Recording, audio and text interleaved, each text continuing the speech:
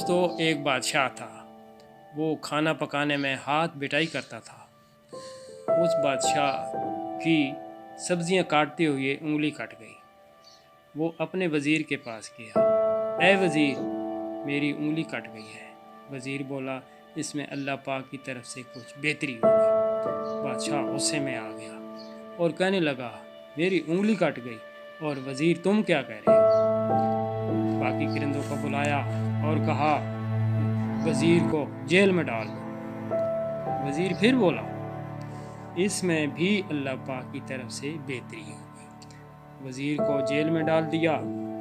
ایک دن بادشاہ شکار پر گیا اور چلتے چلتے دوسرے علاقے میں نکل گیا۔ اس علاقے کے لوگوں نے بادشاہ کو پکڑ لیا اور وہ لوگ جسے بھی پکڑتے تھے اسے کھا جاتے تھے۔ ان کا ایک اصول تھا کہ جسم کا کوئی حصہ بھی کم ہوتا تھا تو وہ اسے نہیں کھاتے۔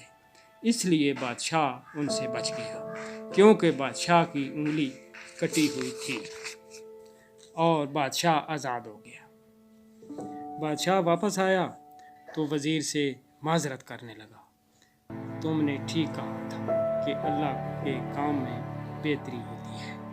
وزیر بولا، اگر میں تمہارے ساتھ ہوتا تو میرے ساتھ بھی یہی ہوتا کہ تم تو بچ جاتے اور مجھے وہ کھا جاتے۔ میرے دوستو، نقصان ہو، فائدہ ہو یا دکھ مصیبت آئے، اس میں اللہ کی طرف سے بہتری سمجھو۔